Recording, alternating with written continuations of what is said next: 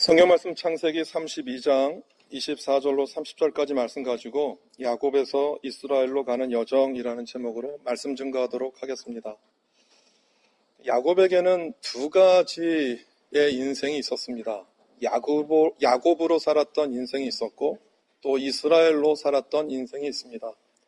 단순히 야곱의 이름이 이스라엘로 바뀌었다라는 어떤 이름의 변경으로 인해서 그의 인생이 달라진 게 아니라 야곱과 이스라엘이라고 하는 그 이름 사이에는 아주 분명한 삶의 중심이 바뀐 큰 메시지가 담겨져 있습니다. 이것이 어떤 의미인지 2018년도를 보내는 마지막 주일에 우리가 같이 은혜를 나누고자 합니다. 첫 번째, 야곱으로 살아간 인생입니다. 이스라엘 사람들은 자녀를 지을 때 그 자녀에게 희망하는 바를 그 이름을 붙인 적도 있지만 거의 대부분의 경우를 보면 그 자녀가 태어난 상황에 따라서 이름을 붙여주어요. 그리고 그것이 그가 앞으로 살아가야 될 그의 길이라고 생각을 했던 것 같아요. 그래서 그 쌍둥이 가운데 첫 번째로 태어난 에서는 그의 몸이 붉고 털이 많다 하여서 에서라고 붙였고요. 그리고 그 다음 태어났었던 야곱은 그 에서의 발꿈치를 잡고 나왔다라고 해서 야곱이라는 이름으로 붙여주었습니다. 야곱이라는 이름은 발꿈치를 잡았다라는 뜻도 있지만 속이는 자라고 하는 그런 뜻도 됩니다. 그런데 어떻게 보면 정말 그 야곱이 그의 이름에 붙여졌던 이름의 뜻처럼 그의 일생 가운데 계속해서 그가 누군가의 발목을 잡으려고 하는 인생을 살았습니다. 야곱이 일평생 동안 그의 이름이 이스라엘로 변하기 전까지 그가 계속해서 추구하고 잡고자 했던 것은 장자권이었습니다.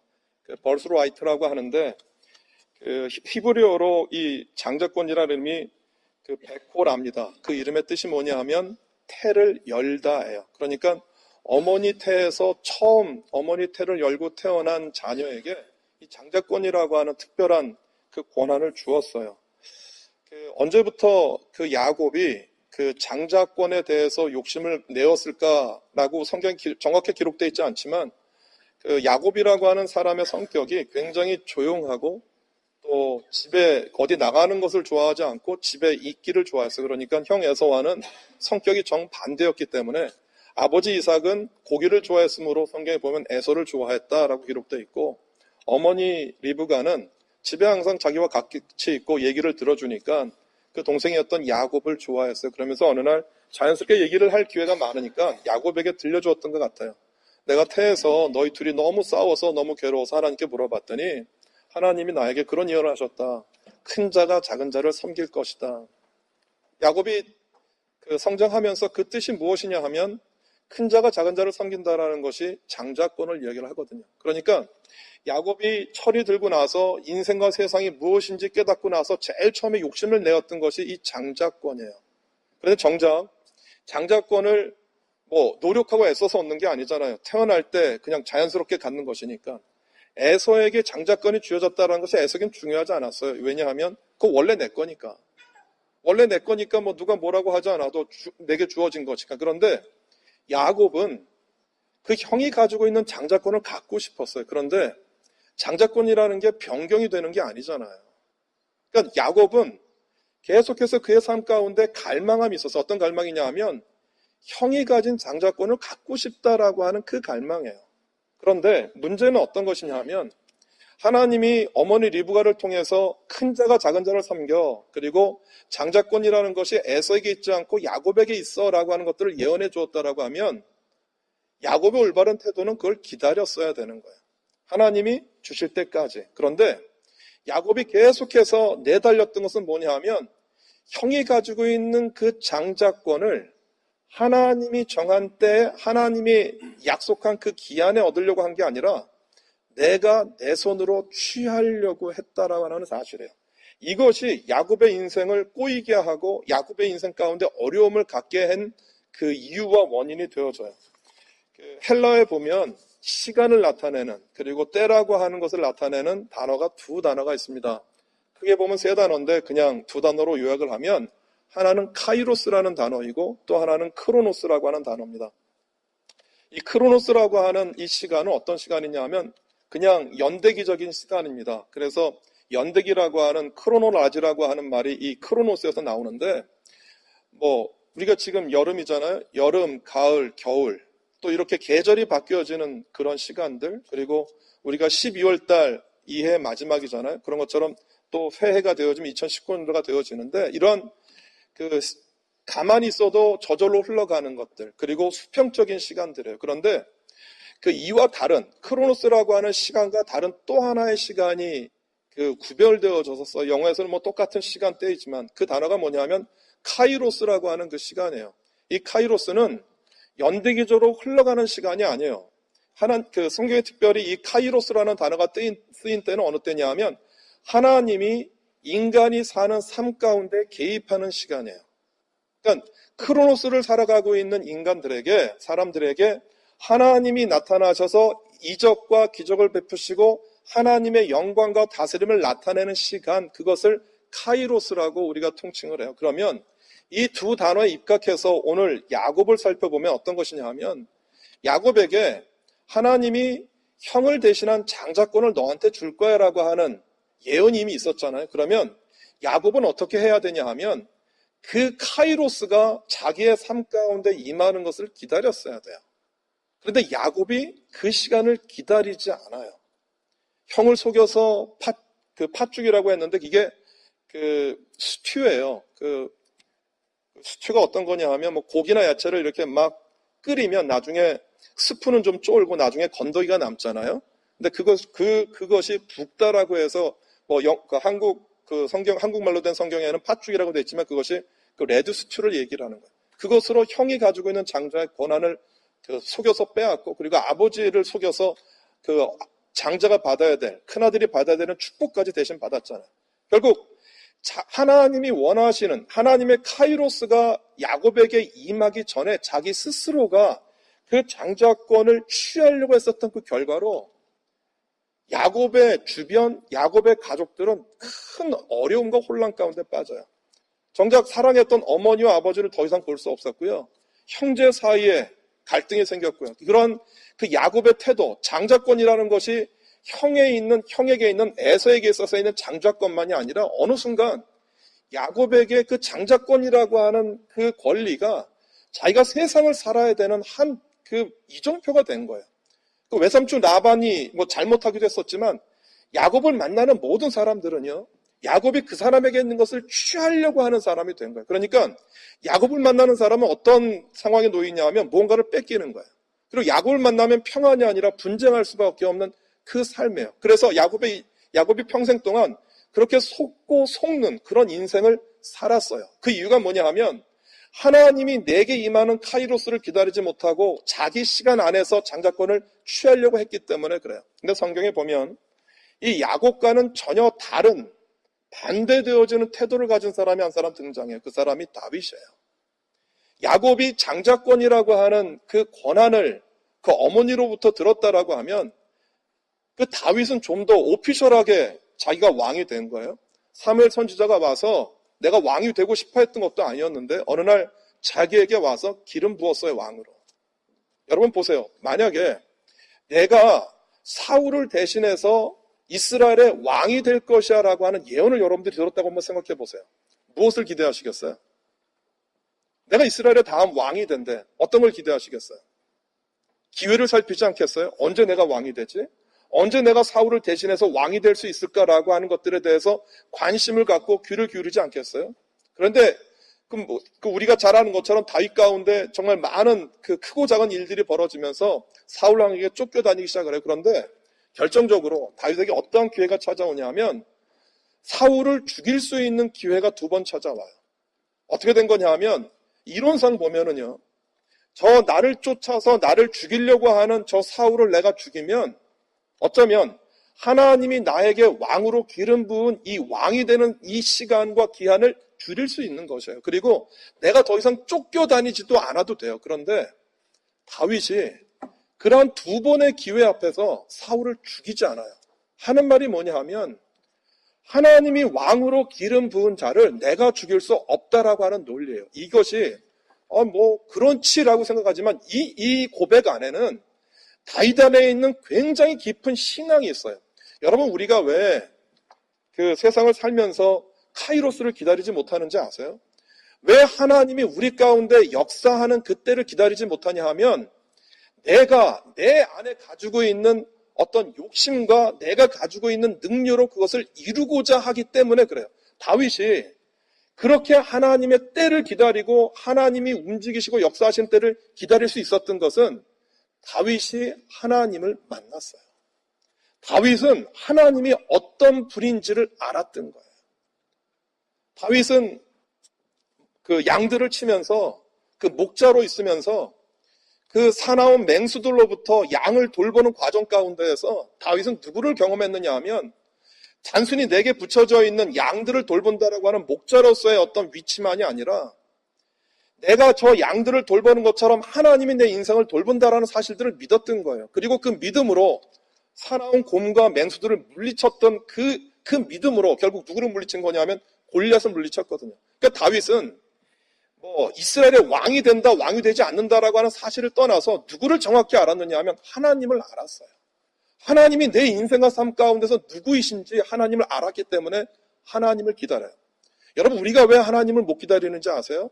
하나님의 때를 우리가 왜 그것을 지루해하고 하나님의 때를 기다린다는 것들을 그리고 하나님께 순종하는 것이 어려운 이유는 뭐냐 하면 그 하나님을 내가 모르기 때문이고 그 하나님을 내 인생 가운데서 만나지 못하기 때문에 그런 일들이 발생을 해요.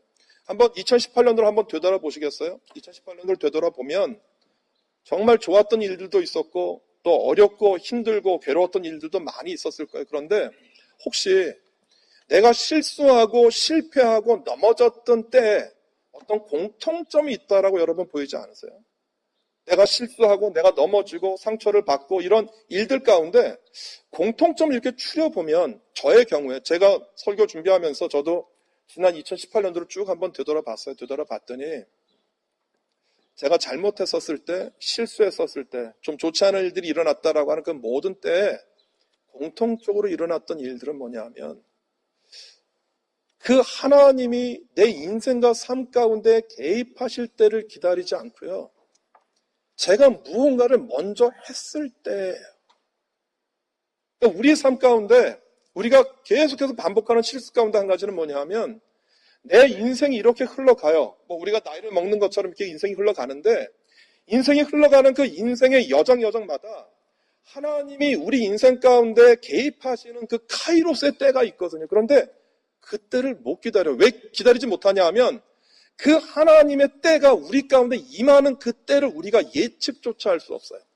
우리는 언제 안정감을 느끼냐 하면 무언가 계획되어진 일들이 우리 안에 벌어질 때 1년을 계획하고 한 달을 계획하고 보름을 계획하고 일주일을 계획하면 우리는 참 안정감이 있어요. 다음에 뭘 하면 되니까. 그런데 믿음과 신앙이라는 것들이 어떤 거냐 하면 우리가 계획을 할 수가 없는 거예요. 내가 앞날과 미래를 예측할 수가 없어요. 뭘 하는 거냐 하면 하나님이 나를 돌보고 지키는 분이라는 사실들을 믿고 그분이 우리 삶과 인생 가운데 개입하시는 것들을 기다리는 거예요. 기다리다 보니까 그 하나님을 신뢰하지 못하면 조급해져요. 어떤 경우냐 하면 지금 야곱이 어떤 경우를 지금 만난 거냐 하면 형에게 가지고 있는 장자권을 빼앗을 순간을 지금 본 거예요. 그리고 다윗이 내 손앞에서 지금 내 앞에서 사울을 죽일 수 있는 기회를 발견을 했어요. 그러면 고민해요. 망설이기 시작해요. 내가 저 팥죽으로 그 스튜로 형이 가지고 있는 장자권을 내가 빼앗을까? 지금 내 앞에 있는 저 사울을 내가 죽일까? 그 장면 앞에서 굉장히 고민하고 갈등하는 거예요. 그 이유가 뭐냐 하면 하나님이 나를 통치하고 다스린다라고 하는 그 하나님의 때를 기다리지 못하기 때문에 그런 순간이 오면 굉장히 심한 갈등과 어려움 가운데 처할 수밖에 없다라고 하는 것이에요. 이것이 야곱의 인생이었어요. 그리고 그 인생이 정말 힘들고 어려운 그 고비와 만남들을 통해서 점철되어졌던 것이에요. 그런데 이런 야곱의 인생이 끝나고 새로운 그의 인생이 전환점이 시작되어지는 이스라엘로 살아가는 인생이 시작되어지는 전환점이 야복강가 앞에서 이루어져요. 라반과 정리해서 20년 동안 살면서 11아들을 낳았어요. 그리고 70명의 식소들을 데리고 이제 더 이상 라반과 살 수가 없기 때문에 나왔어요. 라반이 살았던 하란에서 그리고 그 형이 있었던 아버지 이삭이 살았던 부엘세발까지의 거리가 850km예요. 굉장히 먼 거리예요. 그 850km를 걸어와서 이제 아버지를 만나러 가는 거예요. 가나안 땅에 부엘세바에 가는 거예요. 그런데 문제는 무엇이었었느냐 하면 그 야곱이 그 외삼촌 라반의 집으로 가게 되었던 계기도 어느 날 형이 분한 거예요. 그 장자의 축복권까지 아버지로부터 받을 축복까지 빼앗아간 것을 보고 그 누굽니까? 그 에서가 너무 화가 나서 내가 기회가 되면 저 야곱을 죽여버릴 거야 라고 하는 그 소리를 누군가 지나가다 들었는데 그것을 리브가에게 야곱에게 전해준 거예요. 그래서 리브가가 그대로 놔뒀다가는 살인이 날 것 같으니까 그래서 설득해서 라반의 집에 보냈던 것이거든요. 그러니까 그 헤어졌을 당시 야곱이 기억했던 형은 어떤 형이냐 하면 나를 죽이려고 하는 형이에요. 시간이 굉장히 오랜 시간이 지났잖아요. 20년 이상이라고 하는 시간이 지났기 때문에 형이 변했을까 변하지 않았을까 궁금한 거예요. 그러면서 아버지 집에 가는 것은 옳은데 그 형이 나를 어떻게 대해 줄지가 확실치 않아요. 그런데 앞서 보냈던 사람들이 전해지는 전언을 들어서 어떤 전언이냐 하면 형 에서가 400명을 이끌고 옵니다. 전 지금도 모르겠어요. 형이 에서가 왜 400명이라고 하는 굉장히 많은 사람들을 데리고 동생 야곱을 만나러 왔을까? 야곱이 그 순간 그렇게 생각한 거예요. 저 400명으로 우리를 죽이려고 하나 보다. 그러니까 야곱이 지금까지 단 한 번도 이것이에요. 야곱은 꾀가 많았던 사람이에요. 여러분 남을 속이려고 하면 보세요. 내가 다른 사람을 속여서 내 꾀에 속아 넘어가려고 해요. 그러면 내 머리는 적어도 다른 사람보다 몇 배 이상 돌아가야 돼요. 여러분 남을 속이는 사람은 머리 회전이 굉장히 빠른 사람들이에요. 그러니까 야곱이 판단을 하는 거 아니에요. 생각을 했어요. 에서가 왜 나를 만나러 오는데 400명을 데리고 오지? 아무리 생각해도 답이 나오지 않아요. 그러면서 야곱이 야곱의 힘으로 이 순간을 벗어날 수 있는 방법이 없는 거예요. 지금까지 야곱은 자기가 생각하고 계획했던 대로 인생이 나름대로 풀려져 나갔어요. 다른 사람보다 지혜로우니까 꾀가 많으니까 그 상황들을 넘어갔는데 형 에서가 400명을 데리고 온다는 이 소식을 듣고 어떻게 이 장면을 이 상황을 극복해야 될지 생각조차 들지 않았어요. 처음으로 에서가 하나님 앞에 무릎 꿇어요. 기도는 했죠. 그런데 지금 야복강가에서 드린 이 기도는 어떤 기도냐 하면 하나님 내 힘으로 내 머리로 내 꾀로 이 문제를 해결할 수 없습니다라고 하는 고백 가운데 드려지는 기도거든요. 제가 아까 야곱이라고 하는 사람의 성격을 말씀드렸잖아요. 장자권이라는 것들을 취하기 위해서 일평생을 달려갔던 사람이거든요. 어떻게 보면 야곱은 자신이 원하는 꿈을 이루기 위해서 부단히 노력했던 사람인 거예요. 그 노력과 그 힘으로 하나님 앞에 야복강가에서 지금 어떻게 기도를 하는 거냐 하면 이것이에요. 하나님이 야복강가에서 나를 축복해 주셔서 에서가 나를 죽이지 않고 축복했다는 것들을 확인해 주세요. 그러니까 이것이에요. 하나님 나를 도와주셔서 우리 가족들과 식구들이 무사히 아버지를 볼 수 있게 도와주세요. 가나안에 도착할 수 있게 도와주세요. 라고 하는 기도가 아니고요. 하나님이 나와 내 가족들을 지켜줄 것이라고 하는 사실들을 컨펌해 주세요라는 기도예요. 하나님이 나를 축복해 주세요라고 하는 간절한 기도였더라고요. 여러분들이 오늘 본문 읽었었던 32장 24절부터 3절까지 보면 몇 가지 이해되어지지 않은 장면들이 좀 나오죠. 그 한 절씩 바꿔가면서 읽어볼까요? 24절에가 있습니다. 그리고 자신은 홀로 뒤에 남았습니다. 어떤 사람이 와서 밤새도록 야곱과 씨름을 했습니다.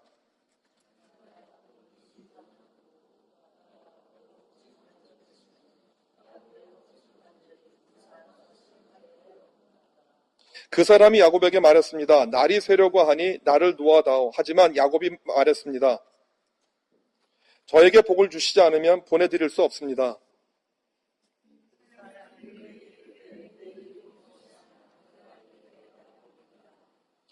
28절 같이 읽죠. 그가 이르되 내 이름을 다시는 야곱이라 부를 것이 아니요 이스라엘이라 부를 것이니 이는 내가 하나님과 및 사람들과 겨루어 이겼습니다. 우리가 생각하고 있는 그 기도와 오늘 야복강가에서 야곱이 하는 기도와는 굉장히 좀 다른 것들이 나와요. 첫 번째는 뭐가 다르냐 하면 야곱이 기도를 하고 있는데 사람이라고 하는 한 사람이 등장을 하는 거예요. 그런데 이 24절에 나와 있는 이 사람이 30절에 가면 그 야곱이 하나님을 대면했다라고 해서 하나님이라고도 표현을 해요. 그래서 사실은 이 사람이 누구인지에 대해서 해석하는 해석이 정말 많아요. 어떤 사람들은 여기 나와 있는 이 사람이 천사다. 그리고 두 번째는 하나님이 직접 나타날 수 없기 때문에 인간의 몸을 입고 대신 나타난 예수님의 앞선 모습이다. 그리고 하나님이다라고 하는데, 한 가지 어떤 것이 맞다 틀리다라고 하는 것들에 대해서 논쟁을 하기 이전에 한 가지 분명한 것은, 오늘 야곱이 만난 사람은 하나님을 대신해서 하나님의 뜻을 알려주는 사람인 것이 분명해요. 메신저예요. 그런데 야곱이 그 사람과 기도를 했어. 이 얘기는 야곱이 기도할 때 누가 와서 씨름을 했다라는 게 아니라 어느 정도로 기도를 한 거냐 하면, 야곱이 사람과 씨름을 하는 것처럼, 어떤 한 사람과 만나서 씨름을 하는 것처럼 하나님 앞에 정말 맹렬하게 기도한 거예요. 그러니까 야곱이 오늘 야복강가에서 기도했었던 태도는 어떤 것이냐 하면, 그가 지금까지 살아왔던 삶의 태도예요. 그러니까 야곱이 자기 생긴 모양처럼 기도한 거예요. 장자권을 얻으려고 수단 방법 가리지 않고, 그리고 그 외삼촌 라반의 재산을 취하려고 자기의 모든 꾀를 다 쏟았던 것처럼 자기가 가지고 있는 모든 열정과 열심을 가지고 간절하게 하나님께 구한 거예요. 그런데 그렇게 구하다가 어떤 일이 벌어지냐 하면, 그 천사가, 그 사람이 그 야곱의, 여기 보면 허벅지뼈, 엉덩이뼈라고 되어져 있는데, 그 원어를 보면 이 단어가 야렉이라고 얘기를 해요. 이 야렉이 두 가지 단어로 써요. 하나는 그 싸이, 허벅지고요. 로인이라고 하는 엉덩이도 지칭하는 거예요. 그런데 그 뒤에 나와 있는 그 단어가 뭐냐면 카프라는 것인데, 이 카프가 움푹 패인 곳을 얘기를 해요. 그러니까 손바닥 보면 움푹 패인 곳이잖아요. 그러니까 이 두 단어를 합치면 어떤 거냐 하면, 허벅지에 움푹 패인 곳 혹은 엉덩이에 움푹 패인 곳을 얘기를 하는 거예요. 그런데 만약에 여기 본문에 있는 것처럼 뼈가 어긋나고 뼈가 부러졌으면 조금 뒤에처럼 야곱이 일어나서 걷지를 못해요. 그러니까 어떤 장면이냐 하면, 그 허리와 그리고 엉덩이 뼈와 다리 뼈를 이어주는 관절, 고관절이에요. 근데 그 고관절을 이어주는 심줄이 끊어졌거나 심줄을 친 거예요. 그런데 이 고관절에 있는 심줄이 끊어지거나 손상을 당하면 어떤 일이 벌어지냐 하면, 그냥 같은 자세를 오래 유지할 수가 없어요. 앉거나 서거나 꾸비거나 할 수 없는 것이에요. 그러니까 이전에 야곱이 오늘 본문에 나타난 사람과 그 씨름을 할 정도로 간절한 기도를 하다가 어느 순간 이 허벅지에 있는, 이 고관절에 있는 심줄을 탁 건드려 버리니까 이전처럼 기도할 수가 없어진 거예요. 이 순간을 호세아는 좀 더 자세히 설명을 하는데, 호세아서 12장 3절 4절 말씀 같이 읽어볼게요. 야곱은 모태에서 그의 형 발 뒤꿈치를 잡았고 또 힘으로는 하나님과 겨루되 천사와 겨루어 이기고, 그 다음에 뭐요? 울며 그에게 강구하였으며 하나님은 베델에서 그를 만나셨고 거기에서 우리에게 말씀하셨다라고 되어져 있는데, 우리가 읽었던 창세기 32장에는 나타나 있는 단어는 아닌데 야곱이 운 거예요. 첫 번째는 이 심줄이 끊어졌다라는 게 굉장히 큰 고통이거든요. 아파서 울기도 하고요. 두 번째는 뭐냐 하면, 야곱이 더 이상 자기가 열심히 기도하면 하나님이 그 기도를 들어주고 축복할 것이라고 생각을 했는데, 자기가 기도조차도 할 수 없는 상황이 된 거예요. 그러니까 야곱은 그의 인생 가운데에서 사람에게 도움을 구할 수도 없고 하나님에게 더 이상 자기가 기도를 할 수 없는 그 상황이 된 거예요. 그러니까 야곱은 자기 인생 가운데서 처음으로 내 인생이 철저하게 무기력해진 바로 그 순간을 만난 거예요. 내가 아무것도 할 수 없어요. 정말 야곱이 여기서 울었다라고 하는 게 정말 그 속에서 나오는 탄식이었거든요. 아무것도 할 수 있는 게 없는 거예요. 그 울었을 때 그 사람이 야곱한테 물어봐요. 뭐라고 물어보냐면, 너 이름이 뭐야? 지금 이 사람이 야곱의 이름을 모릅니까? 알죠. 그런데 그 이름을 이미 알고 있는 야곱에게 그 사람이 물어봐요. 너 이름이 뭐야? 야곱입니다. 내가 내 인생을 지금까지 이렇게 처절하게 장자권을 얻으려고 무언가를 쫓아서 살려고 내가 노력했습니다라고 하는 고백이었거든요. 그런데 그 고백을 한 야곱에게 그 사람이 뭐라고 얘기를 하느냐 하면, 이제 내 이름을 야곱이라 하지 않고 이스라엘이라고 할 거야. 이스라엘인 게 사라 플러스 엘인데, 그 하나님과 대면에서 이긴 것을 이야기를 하거든요. 근데 여러분, 한 가지 그 이름을 가지고 잠깐 생각을 해보면, 하나님과 겨루어서 싸워서 이길 수 있는 사람이 있습니까? 세상에 하나님과 맞붙어서 하나님을 이길 수 있는 사람이 있습니까? 그럼 이 이름이 뜻하는 게 뭐겠어요? 우리는 착각을 해요. 아, 이스라엘이 하나님과 겨루어 싸워 이겼으니까 하나님의 특별한 무엇인가 축복이 있을 것이야. 근데 제가 이 단어를 곰곰이 생각해보고 묵상하다가 제가 어떤 걸 깨달았느냐 하면 하나님과 겨루어 이겼다라는 게 아니고요. 지금 그 야곱에게 붙여주는 이름이잖아요. 지금까지는 네가 남의 발뒤꿈치를 잡으려고 쫓아갔던 사람인데 이제 남의 발뒤꿈치를 쫓아가는 사람이 아니라 그 발뒤꿈치를 쫓았던 것처럼 하나님이 너를 향한 하나님의 뜻이 무엇인지 구별하고 깨닫는 사람이 되라고 하는 뜻인 거죠. 이스라엘의 이름이 이후로 이 야곱의 이름을 따라서 이스라엘로 변경되어졌다는 사실은 무엇을 말하는 거냐 하면 너희들이 하나님의 뜻을 구하고 하나님의 뜻을 찾아야 되는 백성이라고 하는 그 뜻을 이야기하는 거죠. 오늘 본문에서 야곱이 그렇게 그의 이름과 그의 뜻이 변경되어지고 난 다음에 이전과는 정말로 야곱의 일생을 가만히 살펴보면 이전과는 정말로 다른 인생을 사는 야곱을 우리가 발견을 해요. 그건 뭐냐면 이 사건이 벌어지고 난 다음에 첫 번째 야곱이 맞이했었던 장면이 세겜성의 사건이에요. 야곱이 형과 이별하고 난 다음에 또 그 에서와 잘 만나고 난 다음에 세겜 땅을 돈을 주고 사서 야곱의 식구들이 그곳에서 머물기 시작해요. 그런데 레위의 레아가 낳은 딸이었었던 그 디나라고 하는 딸이 그 세겜성에 놀러 갔다가 그 세겜성의 성주가 그 세겜이라고 하는 이름을 가진 사람이었는데 세겜이 이 디나를 겁탈을 합니다. 그리고 그 형제들에게 와서 이 디나를 나에게 딸로 달라고 얘기를 해요. 그 형제였었던 디나와 그 형제자매 관계였었던 이 시므이와 레위가 이 장면을 보면서 붕괴해서 대신 네가 우리와 결혼하려고 하면 그 결혼을 하기 위해서 너희들이 먼저 할례를 받아야 된다라고 얘기를 해서 할례를 모두 받게 하고 3일째 되는 날 그 자기 누이를 그 겁탈했다라고 하는 것에 앙심을 품고요. 그 성에 있는 모든 남자들을 다 죽입니다. 그리고 자기 형제들을 데리고 가서 그 성에 있었던 여자들과 그리고 아이들 그 모든 것들을 노력해가지고 옵니다. 여러분 이 장면은 그 야곱이 상상도 할 수 없었던 장면이에요. 그게 세겜성만이 아니라 세겜성에 살고 있었던 사람들의 친인척이 주변에 흩어져 있지 않았겠어요?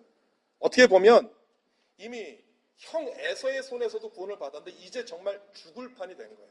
여러분 만약에 야복 강가에서 하나님을 만난 경험하기 이전에 야곱이 만약에 이 장면을 맞닥뜨렸으면 야곱이 어떻게 했겠습니까? 제2의 야복 강가에 나아가서 하나님께 또 간절히 기도를 했을 것이고 아니면 또 이 장면에서 나를 구해줄 수 있는 또 다른 사람이 누군가를 찾았을 거예요. 그런데 이 정말 지금까지 야곱이 경험하지 못했었던 큰 재앙을 만난 이 장면 앞에서 야곱이 상상하지도 못했던 행동을 합니다. 어떤 행동을 하냐 하면 그 자기와 같이 왔었던 70명의 모든 가족들을 다 불러요. 그러면서 너희가 하란에서 나올 때 가지고 왔었던 이방 신상들 혹시 너희 주변에 있다라고 하면 전부 가지고 와. 그리고 너희가 차고 있는 귀걸이도 전부 가지고 와. 그들이 귀걸이를 했다라는 이야기는 이게 전부 우상 숭배에 연결되어 있는 것이거든요. 그 모든 것들을 가지고 그 세겜 땅에다가 묻어요. 그리고 자기가 하나님을 브엘세바에서 하란으로 갈 때 약 80km 정도 가면 베델을 만나는데 그 베델에서 자기를 축복해 주셨던 그 하나님의 축복 그리고 그곳에서 자기가 제단을 쌓았던 것을 기억하면서 베델로 가겠다라고 결정을 해요. 아까 말씀드렸던 것처럼 가나안에서 베델까지 얼마 떨어져 있지 않아요. 그 베델로 올라가요. 그런데 놀라운 것은 야곱이 그런 결단을 하고 베델로 가는데 세겜성에서 죽었던 친인척들과 주변에 있던 사람들이 갑자기 두려움이 엄습해요. 두려움이 엄습해서 아무도 이 야곱의 식구들 가족들을 쫓아가지 못하게 되어져요. 야곱은 어떤 것을 경험하기 시작했느냐 하면 지금까지 내 힘과 노력으로 애써서 살았던 삶을 사는 거예요. 내가 살아남기 위해서 생존하기 위해서 거짓말을 하고 내 머리를 쓰고 무언가 특별한 방법들을 썼었던 이 야곱이 처음으로 내 힘과 방법이 아닌 하나님의 다스림과 통치를 기대하는 사람이 되어져요. 무슨 뜻이냐 하면 지금까지 크로노스의 시간을 살아왔던 이 야곱에게 하나님의 시간이라고 하는 카이로스가 임하는 것들을 경험을 해요. 그리고 더 놀라운 것은 그 신앙으로 키웠던 아이가 누군지 아세요? 그 야곱이 하나님과의 그 카이로스의 경험을 하고 난 다음에 가장 가까이서 돌봤던 사람이 누구예요? 그 아이가 요셉이에요. 요셉이 우리가 아는 것처럼 파란만장한 인생을 살면서 그 어떤 순간에서도 하나님의 도움을 잊지 않잖아요. 형에게 팔려가서 보디발 장군의 집에 가서 그리고 감옥에 가서 그리고 애굽의 총리가 되어오는 모든 과정과 여정 가운데서 단 한 번도 흔들림이 없었거든요. 여러분, 그 요셉이 어떻게 만들어졌다고 생각을 하세요? 야곱이 카이로스의 시간 가운데서 만난 그 하나님을 누구에게 전한 거냐 하면 요셉에게 가르쳐 줬어요. 야곱이 깨달은 거예요. 훗날 요셉이 애굽의 총리가 되어지고 난다. 요셉은 장자권이라고 하니까 그 장자권이 내 손에 주어져서 내 혈통과 큰아들로 이어지는 혈통인 줄 알았어요. 그런데 하나님이 야곱이라고 하는 사람에게 야곱에게 주었던 장자권은 너의 혈통에서 나오는 그 혈통으로 얻어지는 장자권이 아니라 하나님의 사람이 되어서 하나님의 믿음의 사람으로 흘러가는 형통이에요. 보세요. 아브라함과 이삭과 야곱을 통해서 야곱의 시대에 뭐가 임했어요? 하나님의 시간, 하나님의 다스림과 통치가 어떤 것인지 야곱이 깨달았거든요. 그리고 난 다음에 요셉에게 그것이 얹혀지고 그리고 430년이라는 기간을 통해서 출애굽을 통해서 이스라엘로 가는 국가가 만들어지잖아요. 여러분, 이것이 하나님이 계획하고 다스리고 야곱 가운데 함께 하셨던 장자권이라고 하는 의미예요. 여러분, 2018년도를 여러분들이 보내면서 혹시 하나님이 나를 통해서 일하시고 나를 통해서 영광 받으시는 그때를 내가 기다리지 못하고 조급해서 내가 먼저 야곱처럼 장자권을 쫓아가는 것처럼 내 인생 가운데에서 그러한 장자권이 시작되었다라고 하면 이 해를 보내기 전에 같이 회개했으면 좋겠어요. 하나님, 내가 쫓아가야 되는 것이 장자권이라고 하는 세상의 축복이 아니라 그 장자권을 하나님이 내 인생 가운데 허락하실 때까지 기다리겠어요. 내가 하나님을 바라보겠습니다. 하나님이 내 인생 가운데서 역사하시고 다스리고 함께 하실 그 통치를 내가 기다리겠습니다. 라고 기도하는 저와 여러분 되시기를 주님의 이름으로 소원해요. 안 보여요. 죄송하지만. 하나님 우리에게 무엇을 주시려고 하는지 안 보여요. 그러나 그 하나님을 믿고 신뢰하면 하나님이 분명히 당신의 시간 가운데 역사하세요. 2019년도가 여러분들에게 그렇게 열려지기를 주님의 이름으로 소망합니다. 기도하겠습니다.